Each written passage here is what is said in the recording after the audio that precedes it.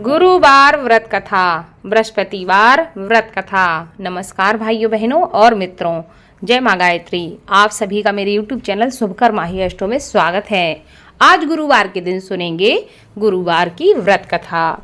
उससे पहले आप सभी से नम्र निवेदन है, अगर आप मेरे चैनल पर पहली बार आए हैं तो प्लीज़ वीडियो को लाइक, चैनल को सब्सक्राइब और वीडियो को ज़्यादा से ज़्यादा शेयर अवश्य करें, ताकि आपके साथ साथ आपके अपने भी इस कथा को सुनकर लाभ ले सकें।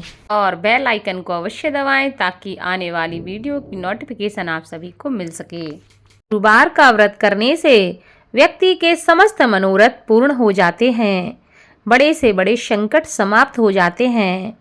व्यक्ति के जीवन में किसी भी प्रकार की खुशहाली की कमी नहीं रहती।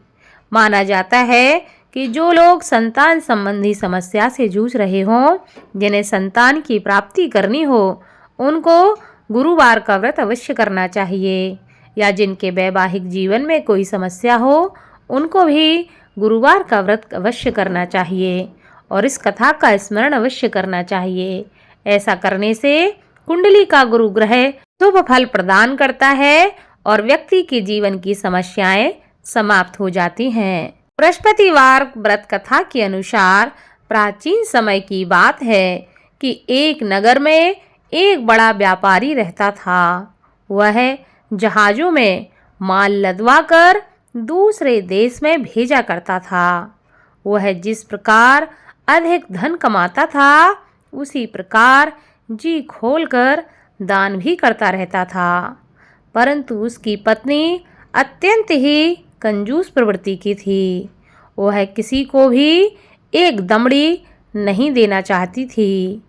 वह अपने पति को ही दान करने के लिए मना करती रहती थी, लेकिन उसके पति उसकी कोई बात नहीं मानते थे और वह प्रतिदिन दान किया करते थे। एक बार सेठ जी जब दूसरे देश व्यापार करने के लिए चले गए, तो उनके पीछे से बृहस्पति देव ने साधु वेश में उसकी पत्नी से भिक्षा मांगने के लिए उसके घर पहुंच गए। व्यापारी की पत्नी बृहस्पति देव से कहने लगी कि हे साधु महाराज, मैं इस दान और पुण्य से तंग आ गई हूँ। आप कोई ऐसा उपाय बताएं जिससे मेरा सारा धन नष्ट हो जाए और मैं आराम से रह सकूं। मैं यह धन लुटता हुआ नहीं देख सकती।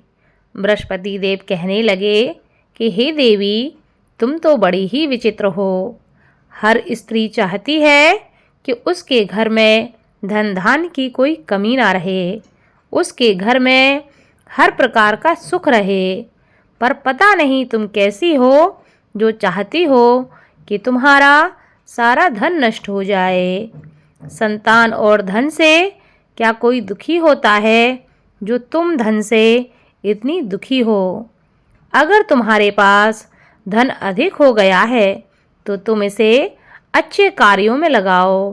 कुंवारी कन्याओं का विवाह करवाओ, विद्यालय बनवाओ, बाग बगीचों का निर्माण कराओ। ऐसे पुण्य कार्य करने से तुम्हारा यह लोक भी सुधर जाएगा और परलोक भी सार्थक हो जाएगा। परंतु साधु की इन बातों से व्यापारी की पत्नी को कोई भी खुशी नहीं हुई। उन्होंने कहा, मुझे ऐसे धन की आवश्यकता ही नहीं है जिसे मैं दान में दूं। अब बृहस्पति देव कहने लगे, यदि तुम्हारी ऐसी इच्छा है तो तुम एक उपाय करना। 7 रविवार घर को गोबर से लीपना, अपने केसों को पीली मिट्टी से धोना, केसों को धोते समय स्नान करना। अपने पति से कहना कि गुरुवार के दिन वह दाढ़ी बनाएं, भोजन में मांस मदिरा खाएं, कपड़े अपने घर पे धोना और धोबी को देना। अगर ऐसे कार्य तुम करने लगोगी तो तुम्हारा सारा धन नष्ट हो जाएगा। इतना कहकर बृहस्पति देव अंतर्ध्यान हो गए। व्यापारी की पत्नी ने बृहस्पति देव के कहे अनुसार 7 बृहस्पतिवार वैसा ही करने का निश्चय कर लिया। केवल 3 बृहस्पतिवार ही बीत पाए थे कि उसकी समस्त धन संपत्ति नष्ट हो गई। वह परलोक सिधार गई। जब व्यापारी वापस आया तो उसने देखा कि उसका सब कुछ नष्ट हो चुका है। उस व्यापारी ने अपनी पुत्री को सांत्वना दी और दूसरे नगर में जाकर वह बस गया। वहां वह जंगल से लकड़ी काट कर लाता और शहर में बेचता। इस तरह वह अपना जीवन व्यतीत करने लगा। एक दिन उसकी पुत्री ने दही खाने की इच्छा प्रकट की, लेकिन व्यापारी के पास दही खरीदने के पैसे नहीं थे। वह अपनी पुत्री को आश्वासन देकर जंगल में लकड़ी काटने के लिए चला गया। वहां वह एक वृक्ष के नीचे बैठकर अपनी पूर्व दशा पर विचार करके रोने लगा कि पहले मेरे क्या दिन थे और आज मेरे क्या दिन हैं। उस दिन बृहस्पतिवार का ही दिन था। तभी वहाँ बृहस्पति देव साधु के रूप में सेठ बनकर उसके पास पहुँचे और कहने लगे कि हे मनुष्य, तू इस जंगल में किस चिंता में बैठा हुआ है। तब व्यापारी कहने लगा कि हे महाराज, आप सब कुछ जानते हैं। इतना कहकर व्यापारी अपनी कहानी को सुनाकर रो पड़ा। बृहस्पति देव बोले, देखो बेटा, तुम्हारी पत्नी ने बृहस्पति देव का अपमान किया था, इसी कारण तुम्हारा यह हाल हुआ है। लेकिन अब तुम किसी प्रकार की चिंता मत करो। तुम गुरुवार के दिन बृहस्पति देव का पाठ करो। 2 पैसे के चने और गुड़ को लेकर जल के लोटे में शक्कर डालकर वह अमृत प्रसाद अपने परिवार के सदस्यों और कथा सुनने वालों में बांट दो। स्वयं भी प्रसाद और चरणामृत लो। भगवान तुम्हारा अवश्य ही कल्याण करेंगे। साधु की बात को सुनकर व्यापारी कहने लगा कि हे महाराज, मुझे तो इतना भी नहीं बचता कि मैं अपनी पुत्री को दही लाकर दे सकूं। इस पर साधु जी कहने लगे, तुम लकड़ियां शहर में बेचने जाना। तुम्हें लकड़ियों के दाम पहले से चौगने मिलेंगे, जिससे तुम्हारे सारे कार्य सिद्ध हो जाएंगे। उस दिन उसने लकड़ियां काटी और शहर में बेचने के लिए वह चल पड़ा।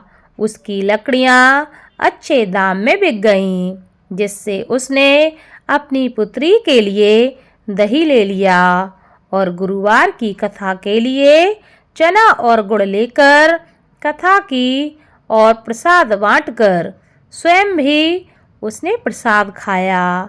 उसी दिन से उसकी सभी कठिनाइयाँ दूर होने लगीं, परंतु अगले बृहस्पतिवार को वह कथा करना भूल गया। अगले दिन वहाँ के राजा ने एक बड़े यज्ञ का आयोजन करके पूरे नगर के लोगों के लिए भोज का आयोजन किया। राजा की आज्ञा के अनुसार पूरा नगर राजा के महल में भोज करने गया, लेकिन व्यापारी व उसकी पुत्री तनिक विलंब से पहुँचे। अतः उन दोनों को राजा ने महल में ले जाकर भोजन करवाया। जब वे दोनों लौटकर आए तब रानी ने देखा कि उसका खूंटी पर टंगा हार गायब है। रानी को व्यापारी और उसकी पुत्री पर संदेह हुआ कि उसका हार उन दोनों ने ही चुराया है। राजा की आज्ञा से उन दोनों को कारागार में कोठरी में डाल दिया गया। कैद में पड़कर दोनों ही अत्यंत दुखी हुए। वहाँ उन्होंने बृहस्पति देव का स्मरण करना प्रारंभ कर दिया। बृहस्पति देव ने प्रकट होकर व्यापारी को उसकी भूल का आभास कराया और उसे सलाह दी कि गुरुवार के दिन कैद खाने के दरवाजे पर तुम्हें 2 पैसे मिलेंगे। उनमें से तुम चने और मुनक्का मंगवा कर विधि पूर्वक बृहस्पति देव का पूजन करना। तुम्हारे समस्त दुख दूर हो जाएंगे। बृहस्पतिवार को कैद खाने के द्वार पर उन्हें 2 पैसे मिले। बाहर सड़क पर एक स्त्री जा रही थी। व्यापारी ने उसे बुलाकर गुड़ और चने लाने को कहा। इस पर वह स्त्री कहने लगी, मैं अपनी बहू के लिए गहने लेने जा रही हूँ, मेरे पास अभी समय नहीं है। इतना कहकर वह वहाँ से चली गई। थोड़ी देर बाद वहाँ से एक और स्त्री निकली। व्यापारी ने उसे बुलाकर कहा कि हे बहन, मुझे बृहस्पतिवार की कथा करनी है, तुम मुझे 2 पैसे का गुड़ और चना लाकर दे दो। बृहस्पति देव का नाम सुनकर वह स्त्री बोली, भाई मैं तुम्हें अभी गुड़ चना लाकर देती हूँ। मेरा इकलौता पुत्र मर गया है, मैं उसके लिए कफन लेने जा रही थी, लेकिन मैं पहले तुम्हारा काम करूँगी, उसके बाद अपने पुत्र के लिए कफन लेने जाऊँगी। वह स्त्री बाजार से व्यापारी के लिए गुड़ चना ले आई और स्वयं भी बृहस्पति देव की कथा सुनी। कथा के समाप्त होने पर वह स्त्री कफन लेकर अपने घर पहुंची। घर पर लोग उसके पुत्र की लाश को राम नाम सत्य है कहते हुए शमशान ले जाने की तैयारी कर रहे थे।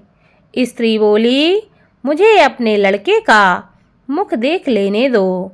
अपने पुत्र का मुख देखकर उस स्त्री ने उसके मुँह में प्रसाद और चरणामृत डाला। प्रसाद और चरणामृत के प्रभाव से वह पुनः जीवित हो गया। पहली स्त्री जिसने बृहस्पति देव का निरादर किया था, वह जब अपने पुत्र के विवाह हेतु पुत्र वधू के लिए गहने लेकर लौटी और जैसे ही उसका पुत्र घोड़ी पर बैठकर निकला, वैसे ही घोड़ी ने ऐसी उछाल मारी कि वह घोड़ी से गिरकर मर गया। यह देखकर स्त्री रो रो कर बृहस्पति देव से क्षमा याचना करने लगी।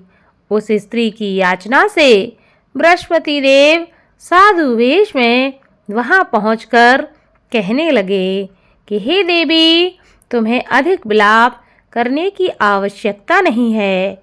यह बृहस्पति देव का अनादर करने के कारण हुआ है। तुम वापस जाकर मेरे भक्त से क्षमा मांगकर कथा सुन लो। तुम्हारी सभी मनोकामनाएं पूरी हो जाएंगी। जेल में जाकर उस स्त्री ने व्यापारी से माफ़ी मांगी और उसने कथा सुनी। कथा के उपरांत वह प्रसाद और चरणामृत लेकर अपने घर वापस लौट गई। घर आकर उसने चरणामृत अपने मृत पुत्र के मुख में डाला। चरणामृत के प्रभाव से उसका पुत्र जीवित हो उठा। उसी रात बृहस्पति देव राजा के सपने में आए और कहने लगे कि हे राजन, तूने जिस व्यापारी और उसकी पुत्री को जेल में कैद करके रखा है, वह बिल्कुल निर्दोष हैं। तुम्हारी रानी का हार वहीं खूंटी पर टंगा है। दिन निकला तो राजा रानी ने हार खूंटी पर लटका हुआ देखा। राजा ने उस व्यापारी और उसकी पुत्री को तुरंत छोड़ दिया और उन्हें आधा राज्य देकर उसकी पुत्री का विवाह उच्च कुल में करवाकर दहेज में हीरे जवाहरात दिए और बृहस्पति देव की कृपा से उनके जीवन के सभी संकट समाप्त हो गए। बोलो बृहस्पति देव की जय।